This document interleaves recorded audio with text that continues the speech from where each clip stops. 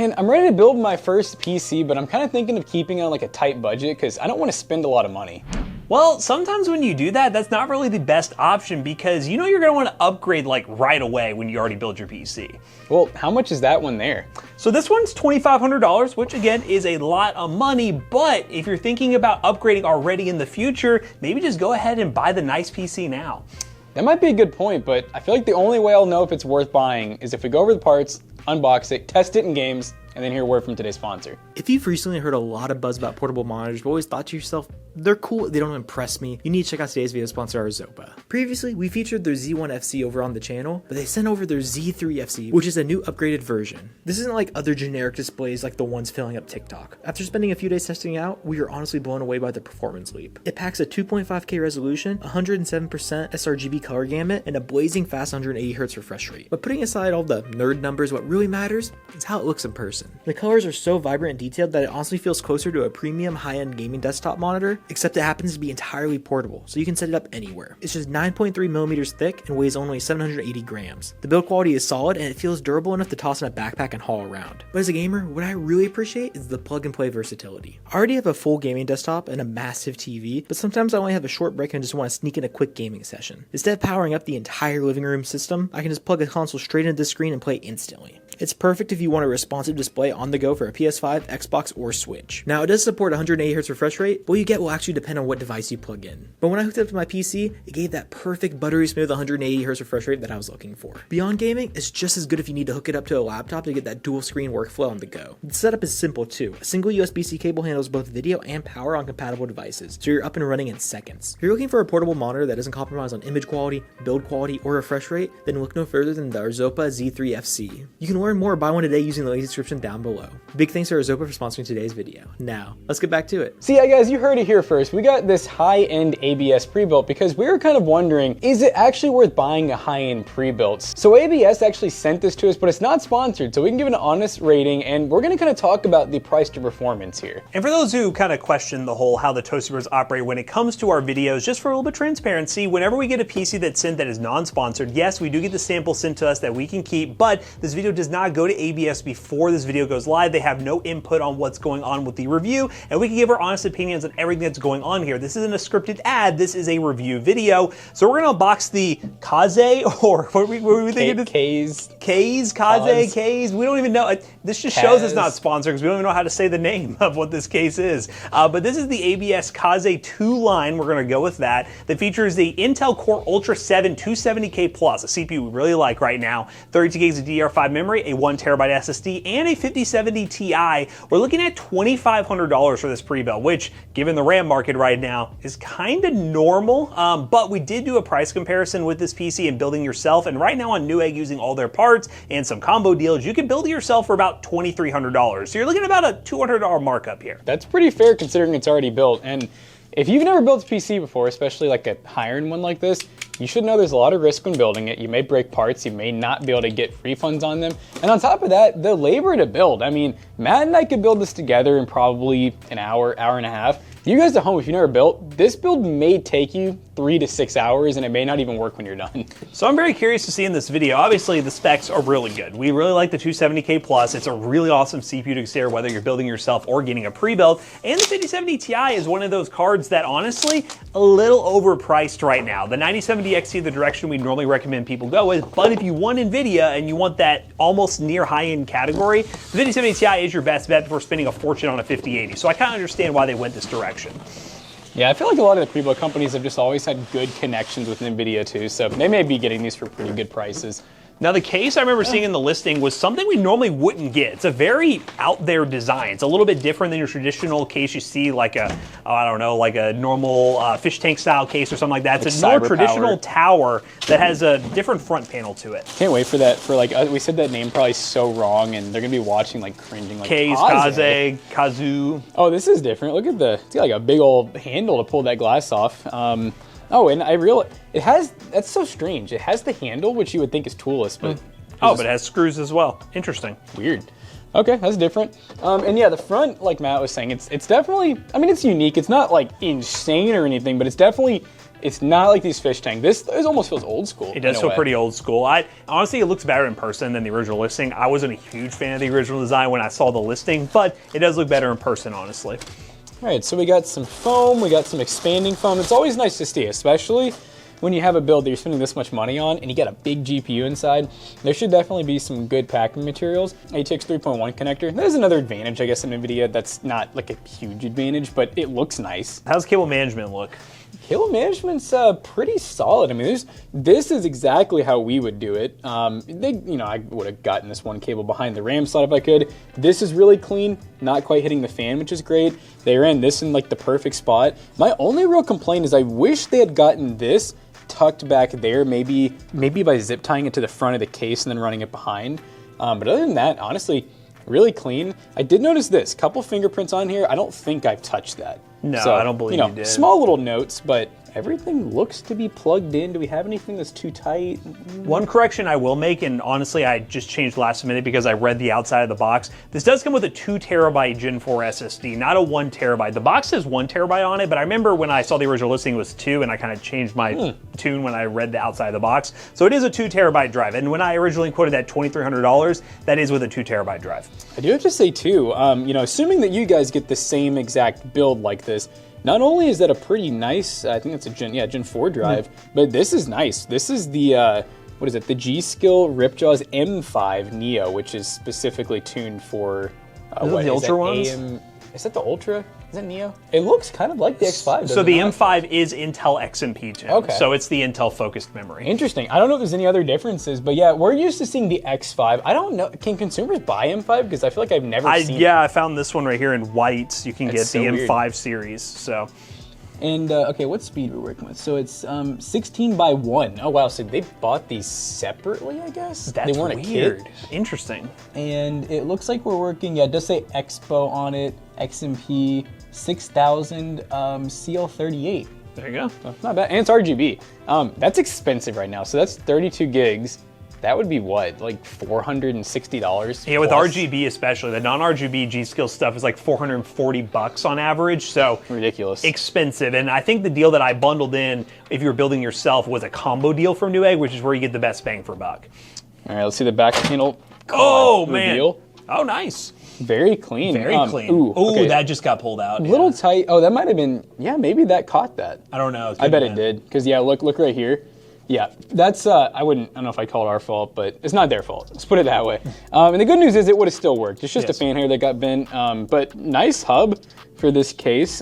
This is a very known power supply, the Gamdius Helios P2 850G. I don't know what the rating is on these, but I think they're pretty decent, like at least C tier, I guess. Yeah, 850 watts is plenty to power this build. You have that ATX 3.1 connector and good use of both the cable runways. It looks really nice. And I mean, in terms of like specs for the price, there's nothing that's like cheaped out. No. I mean, everything's name brand. What motherboard? I never actually looked at that. What motherboard we have? Wow, I mean, it's a Z890. There's nothing proprietary about this build. We have all name brand. We have a Gigabyte 3-fan card, and I don't know if the 5070 Ti, I think they have a 2-fan.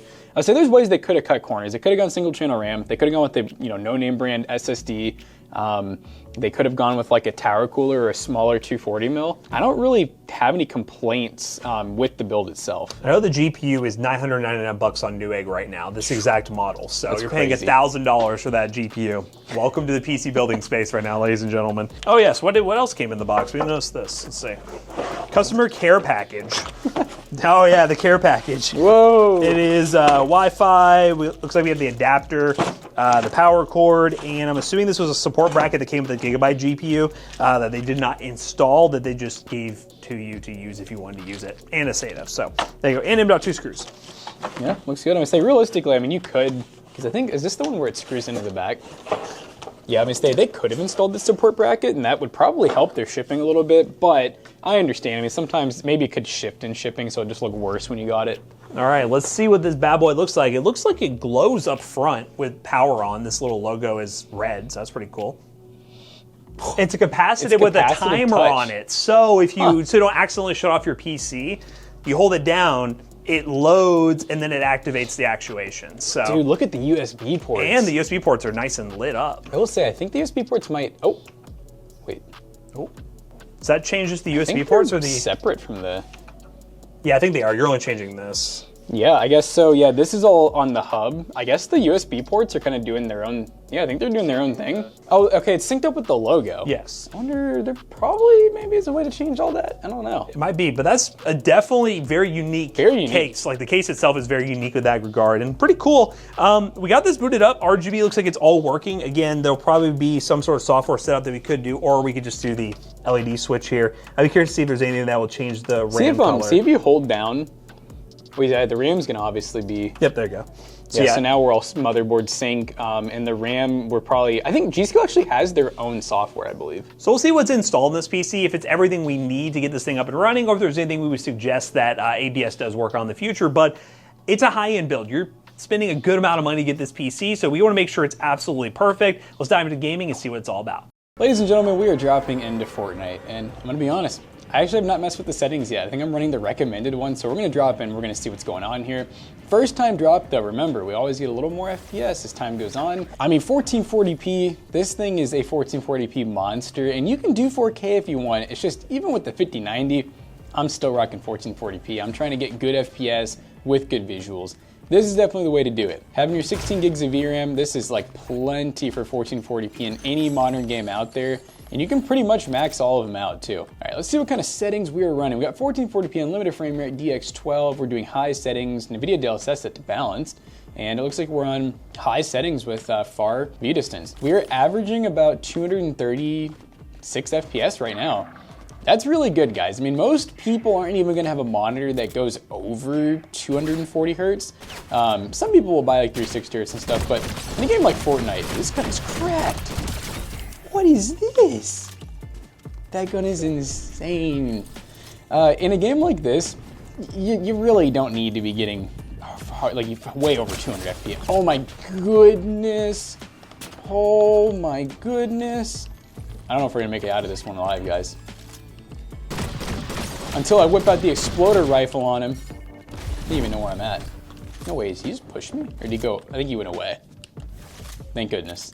Now, obviously, you could get some crazy FPS with this CPU, especially in Fortnite. I mean, the 270K Plus is like probably the best gaming CPU out there besides the 9D X 3D. So you could get some really insane FPS, especially with like performance mode, but obviously you don't need to do that. I mean, realistically, you can keep the game looking good like this and still get really high FPS. Where was I just getting shot from? Make this guy regret pushing me. Glorp, glorp. Buddy, you shouldn't have done all that.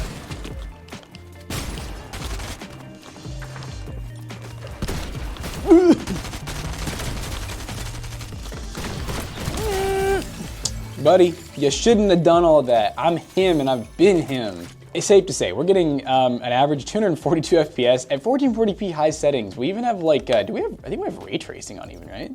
Yeah, screen space, so we have forms of ray tracing on. The game looks beautiful. Fortnite doesn't have to be an ugly 8-bit looking game. It can look really nice. Let's go ahead and go on to the next one. Guys, you already know we had to test Forza 6 at 1440p, so let's show you guys the settings that we're working with here. We are currently running 1440p with an unlocked frame rate, and we are doing NVIDIA DLSS set to balanced. I just realized frame gem was set to auto. Let's turn that off for now. And then we're not running any other type of upscaling, just DLSS, couldn't save that. And then we're running Ultra plus RT, which is something I haven't really done much here. I've done like Ultra and Extreme, but I haven't done like plus ray tracing, and I think that's gonna probably take a good amount more out of the systems. Let's go ahead and page up, get our fresh. Hey, average is looking pretty good. We're getting about an average of 128 right now. That obviously will fluctuate as we go. The 1% low is not bad at all. Now this game does like to get like little lag spikes when you load in new areas, you know? So fully expect those still no matter how good your system is, but so far it's looking pretty crispy. The game's looking very nice. Obviously we got ray tracing on, so all the lighting, the shadow effects, everything looks very realistic, very good. At the end of the day, 5070 Ti or 9070 XT, you know, depending on which one you're able to afford at the time or which pre-built you're buying, they're both super solid 1440p cards. Like, I don't think 99% of people don't need anything more than one of those two cards. So that's one of the value propositions with a build like this is, do you want to spend a lot up front, like 2,500 bucks, and probably have this build play everything at high settings, max settings for 1440p for the next you know, 5+ years? Or do you want to go budget, you know, maybe spend like $800 and have to do a lot of setting tweaking, maybe only do 1080p, and maybe want to upgrade or build a whole new PC after, let's say, a year and a half? It's kind of something for you guys to decide. All right, guys, I thought this would be a fun... What is up with this game, man? This is Helldivers 2. I thought this would be fun. I'm starting to regret that. This is the second time I've just like died instantly. Anyways, we're currently running pretty high settings. We're at 1440p with the ultra preset. Here we go. There it is, 1440p native DLSS, by the way. So ultra settings, not even using any upscaling right now. You totally could do some upscaling, you know.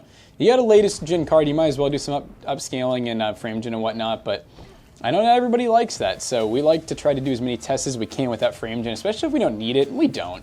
This is one of those games where it's not like it's a competitive shooter, so you really just want a nice smooth refresh rate, which to me is above 100 FPS. That's really all I ask for most games that aren't like CS and Valorant, you know. But when you put it into this feller, he's a bad guy. Ooh, it's the zombie ones. I think these are so cool compared to the aliens that you fight. They kind of remind me of Halo Flood. I think that's why I like them. Die. Oh goodness. Oh goodness. Always gonna zap my balls. But yeah, looking really good. You know, we're getting an average 127 FPS, 1% lows. The 1% lows have been really good, by the way. That's thanks to dual channel RAM, plenty of RAM, and a good amount of VRAM. So honestly, $2,500, I mean, I'm kind of feeling pretty good about this. You could build it slightly cheaper, but not much. You're really only saving a couple $100 when you're already spending over $2,000. For some people, you just want to get home and game. You don't really want to spend the time building and you want a warranty. So it doesn't seem like too bad of a deal. Let's go to the next game. All right, guys, we got another esports S game. We got Marvel Rivals currently at 1440p, and we have no frame rate limit. We are doing DLSS quality, but no type of frame gen or anything. We're actually doing high ray tracing, high settings. Yeah, I mean, hey, we're getting pretty high refresh rate. Obviously, pretty high settings, 1440p. As usual, guys, you could lower the settings, but I just really like to show you guys like what this thing is actually capable of. What are we doing here? Whoa, whoa now, rude. Yeah, and clearly this PC is very capable. I mean, there's no ifs, ands, or buts about it. I think for 99% of people out there, this is more PC than most people really need. You're kind of getting into like, I want a really high-end build that I don't want to have to upgrade like anytime soon. I want to play every game I want, high settings. This is it.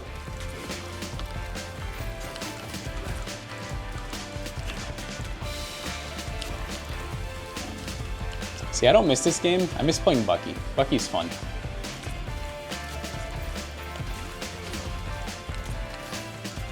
Where'd my gravity go?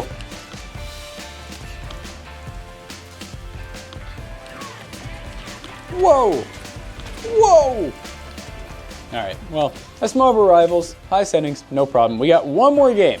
Alright guys, this is the last benchmark, I promise. I know it's been long, but we're doing Crimson Desert. I wanted to just give you guys as many benchmarks as we could, especially in like the esports and the high-end sector. And Crimson Desert is not an easy game to run. You know, it's kind of like Black Myth Wukong and those style games, Ghost of Tsushima. 1440p, DLSS 4.5 set to quality. I am using frame gen for this one benchmark, and we just have it set to 2 times. And then we're actually running ultra settings. And as you guys can see with that frame gen, it's really helping us get some pretty high FPS here. So currently we're getting an average like 190, so that means without frame gen, just DLSS normal, we'd probably be getting about, you know, I guess it'd be double or half. So, you know, it's pretty safe to say that if we were just running DLSS with no frame gen, we'd probably be getting about half, so maybe like, you know, 90 FPS, give or take. I lived this, right? Wait, am I hacking? Oh my goodness, I'm hacking. Yeah, it's looking really good. Obviously, we're not quite in the open world yet. All right, here we go. That's not the way I want to, oh, climb over the wall. Okay. Yeah, this looks really good though. You can really see the ray tracing. We got really beautiful shadows.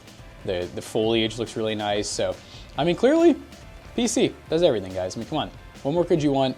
Let's go ahead and let's talk about the benchmarks. We ran a couple of built-ins as well, and we're going to talk about the value proposition of this build and, you know, what it costs to build yourself and everything, and is it worth it for you? Let's wrap it up. So to answer the question at the start of this video, are high-end pre-builds worth it in 2026 and moving forwards? And I really think it's just up to the person buying it. I think if you're wanting a long-term experience without needing to spend money on upgrading or even having to sell your build and buy a whole new one, obviously buying a higher end pre-build is kind of the way to go, or building it yourself with higher end parts. But obviously everyone knows parts are expensive right now, so realistically, we parted this together ourselves using Newegg deals. The best deals we could really find for all new parts, we're looking at a little over $2,300 for this $2,519 pre-built. You're really only spending about $200 on labor and warranty and getting it shipped to your door. So honestly, to me, that's pretty worth it when you're already spending over $2,000. But for some of you guys who have PC building experience, by all means, build it yourself. But we also did run some other built-in benchmarks. So firstly, we ran 3D Mark Time Spy, and you guys already know, we got a high score. We got 25,892, and that is 10 cents per point, so that's pretty good overall. The CPU got 19,118, the GPU got 27,619. We normally like to see between like an 8 to 10 cent per point on a pre-built, especially a higher end one. And then we also had to do CS2 at 1440p low settings, and pretty crazy, at 1440p we got an average of 652 FPS with a 1% low of 207.